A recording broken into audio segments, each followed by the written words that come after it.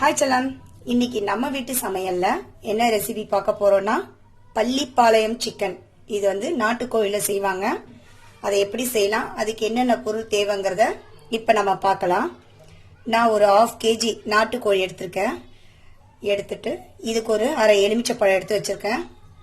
தக்காளி கம்மியாக தான் போடணும். நான் ஒரே ஒரு தக்காளி எடுத்திருக்கேன். கொத்தமல்லி.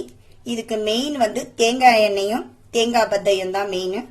பத்தையை இந்த லேயருக்கு கட் பண்ணிக்கோங்க. எல்லாத்தையும் இப்படி நீளமாக கட் பண்ணி வச்சுக்கோங்க. ஒரு 1/4 முடி தேங்காய் எடுத்திருக்கேன்.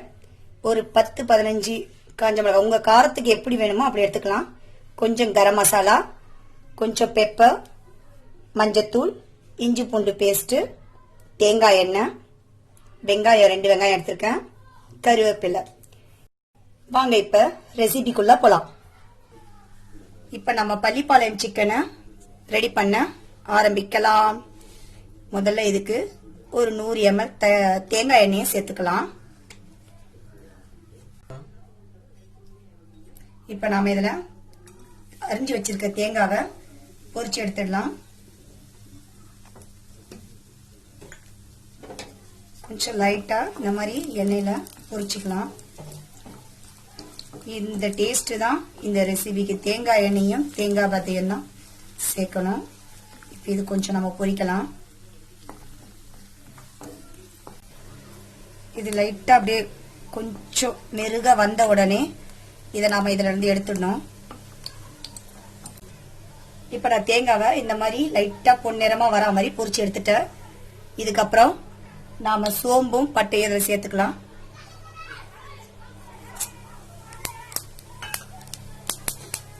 லைட்டா பொரிஞ்ச உடனே வெங்காயத்தை இதுல சேர்த்துக்கலாம்.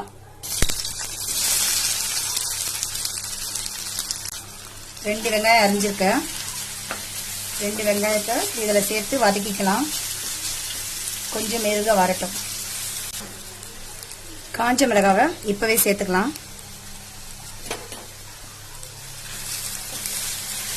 இது ரெண்டும் நல்லா எண்ணெயில மெருக வதங்கட்டும். தேங்காய் எண்ணெயில சமைச்சா எப்பவுமே நுரையா இருக்கும். இப்ப நாம வதக்கியாச்சு. இதுல இஞ்சி பூண்டு பேஸ்ட் சேர்த்துக்கலாம். நான் இதுல 1 டேபிள் ஸ்பூன் இஞ்சி பூண்டு எடுத்திருக்கேன்.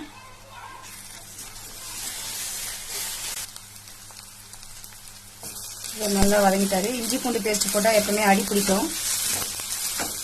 இப்ப நாம இதுல மசாலாவை சேர்த்துக்கலாம்.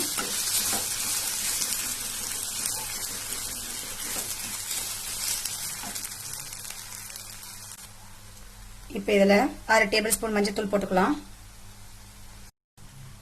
1/2 டேபிள் ஸ்பூன் மஞ்சத்தூள் போட்டிருக்கோம். 1/2 table spoon 1 table spoon garam masala போட்டிருக்கோம். இப்ப 1 table spoon 1/2 table spoon pepper போட்டிருக்கேன். இப்ப நாம இதுல ஒரு எலுமிச்சப்பழ அளவுக்கான தக்காளி எடுத்து கொஞ்சமா தான் தக்காளி சேர்த்திருக்கேன். தக்காளி இதுல நம்ம சேர்த்துட்டோம். தக்காளி மசீனும்லாம் நம்ம எதிர்பார்க்க வேண்டாம். சும்மா ஒரு டேஸ்டுக்காகவும் ஃப்ளேவருக்காகவும் தான் சேர்த்துருக்கோம். இப்போ நாம இதுல சிக்கனை சேர்த்துடலாம்.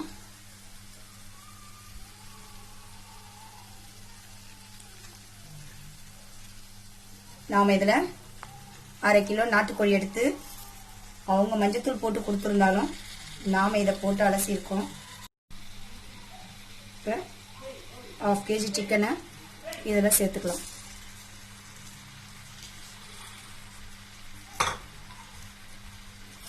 சேர்த்துட்டு இதை நல்லா கலந்து விடலாம். நாட்டுக்கோழி வேக லேட் ஆகும், ஒன்றும் பிரச்சனை இல்லை. கொஞ்சம் தண்ணி தெளிச்சு நாம இதை வேக வச்சுக்கலாம்.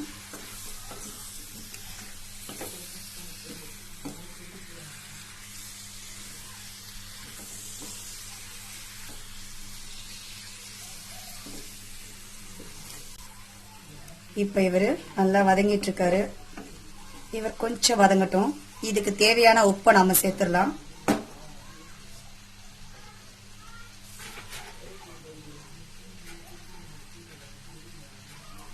உப்பு சேர்த்துட்டா தக்காளி சீக்கிரம் மசிஞ்சிருன்றதுனால தான் நான் இப்ப சேர்க்கிறேன்.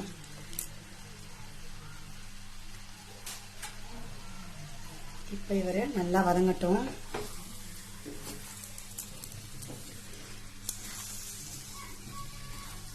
இது நாட்டுக்கோழில தான் செய்வாங்க. இப்படி இல்லைன்னா நம்ம பாய்லர் கோயில ட்ரை பண்ணணும் செய்யலாம். இது வதங்கட்டும். இதில் நான் இப்போ நம்ம வீட்டில் வச்சிருக்க குழம்பு மிளகாத்தூள் 1 டேபிள் ஸ்பூன் சேர்க்கிறேன். நான் தனியா மிளகாத்தூள் தனியாலாம் பண்ண மாட்டேன். குழம்பு மிளகாத்தூள் 1 டேபிள் ஸ்பூன் சேர்த்துருக்கேன்.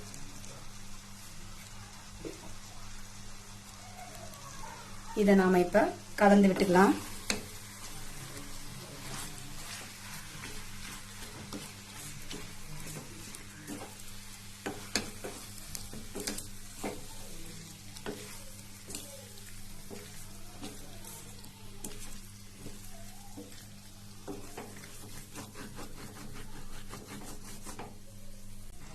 இப்ப நான் இதுல ஒரு கை தண்ணி ஊத்தி சும்மா இப்படி திரிச்சு எப்பவுமே நம்ம விட்டு பண்ணோம்னா நல்லா இருக்கும். கொஞ்ச நேரம் வதங்கட்டும். கொஞ்சம் தண்ணி தெளிச்சு வதக்கி விட்டா அடிப்பிடிக்காது, நல்லா வதங்கும். நம்ம பள்ளிப்பாளையம் சிக்கன் வேகட்டும். இது நாட்டுக்கோழிங்கிறதுனால நல்லா வேகணும். ஒரு 1/4 மணி நேரம் கூட எடுத்துக்கோங்க. ஆனா அடி பிடிக்காம கிளறி விட்டுட்டே இருங்க. வெயிட் பண்ணலாம். நம்ம தெளிச்ச தண்ணி நல்லா வதங்கிட்டு இருக்காரு. இந்த மாதிரி வதங்கட்டும். செம்மையா வந்திருக்கு. இன்னும் நல்லா வதக்கணும். இப்ப நம்ம தண்ணி ஊற்றி கொதிக்க வைக்கணும். இது கொஞ்சம் கறி வதங்கிட்டோம் அப்படின்றதுனால கொஞ்சமா தெளிச்சு இப்ப பண்ணியிருக்கோம். இப்ப நாம இதெல்லாம் ஒரு 1/4 லிட்டர் தண்ணி ஊற்றி கொதிக்க வைக்கலாம்.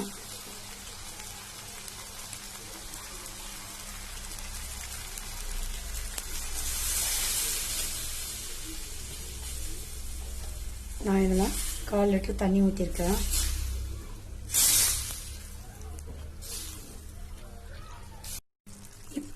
இப்போ நம்ம பள்ளிப்பாளையம் சிக்கன் ரெடி ஆயிட்டு இருக்காரு. பாதி அளவுக்கு தண்ணி சுண்டாச்சு. இன்னும் கொஞ்சம் இருக்கு. இன்னும் கொஞ்சம் ட்ரையா வரட்டும். கூட இந்த பாருங்க, கொஞ்சம் வேகணும். முக்கால்வாசி வெந்துட்டு வெயிட் பண்ணலாம். சுக்காவா வந்ததும் மேலே லெமன் பிழிஞ்சிட்டு நம்ம பொரிச்சு வச்சிருக்க தேங்காய் இது மேலே போட்டுட்டு கருவேப்பிலை கொத்தமல்லி போட்டு உங்களுக்கு நான் ப்ரெசென்ட் பண்ணிடுறேன். நம்ம சிக்கன் எப்படி இருக்காருன்னு பார்க்கலாம். இவர் சூப்பராக வந்திருக்காரு. இப்போ இதில் நாம் பொரிச்சு வச்சிருக்க அந்த தேங்காவை போட்டுடலாம். கொஞ்சம் கொத்தமல்லி போட்டுடலாம். கருவேப்பிலையும் சேர்த்துடலாம். நான் கொஞ்சம் பெப்பரை லாஸ்ட்டாகவும் போட்டுடுறேன். லாஸ்ட்டாக இதில் நாம் லெமன் கொஞ்சம் பிழிஞ்சு விட்டுக்கலாம். சும்மா லைட்டாக ஒரு 1/2 எலுமிச்சை பழத்தில் கொஞ்சம் பிழிஞ்சு விட்டுட்டோம். இப்போ நாம் இவரை கலந்துக்கலாம். இது கலந்துட்டு ஒரு நிமிஷம் நாம் அப்படியே விட்டுடலாம். ஏன்னா இந்த தேங்காய் நம்ம இதில் போட்டிருக்கோம் இல்லையா, இதுவும் அதுவும் அப்படியே ஒன்றா மிக்ஸ் ஆகிட்டா அந்த டேஸ்ட் எக்ஸலண்ட்டாக இருக்கும். ஒரு நிமிஷம் தம் கட்டிக்கலாம்.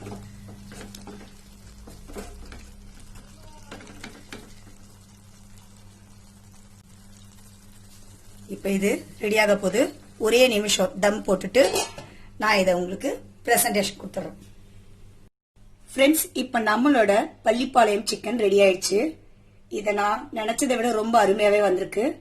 டேஸ்டும் ஃப்ளேவரும் சூப்பரா இருக்கு.